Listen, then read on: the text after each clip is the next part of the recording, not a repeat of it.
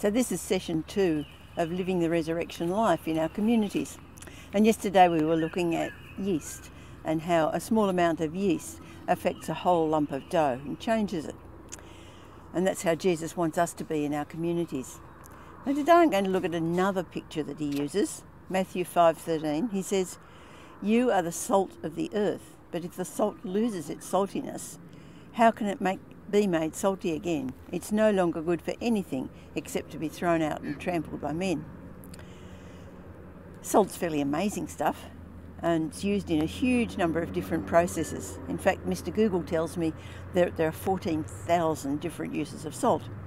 But Jesus is only talking about one, and that's to do with flavour.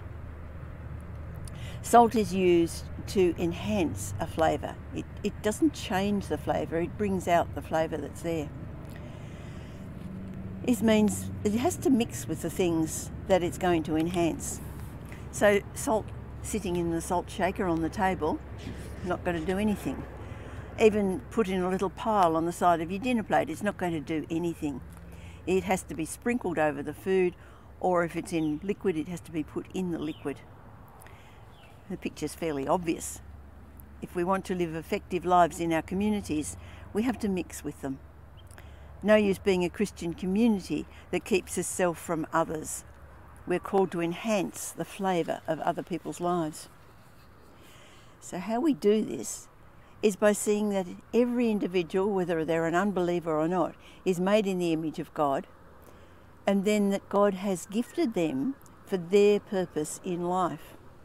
And so our role is to be quite intentional in seeing the gifting in a person's life, finding the flavour of that person, and then sowing into that particular flavour.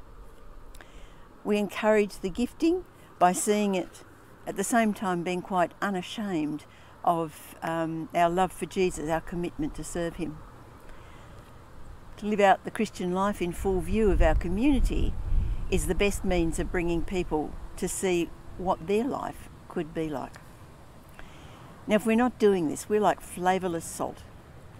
It has no purpose, it'll be thrown out.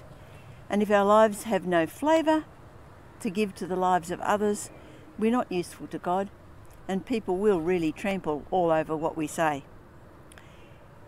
We actually have the power to change the atmosphere in a place. When we remain conscious of the fact that we carry the presence of God with us everywhere, then it's good to go into a shop or a public building or wherever we're going with quite consciously thinking we are taking the presence of God with us. And when we do that, we can pray blessing on that place, blessing on the people around us, blessing on the owner. Don't have to do it out loud, but if you can, well, that's fantastic. To maintain a connection with God and his purpose in our life makes an attractive flavour that people will want. They'll be attracted to it.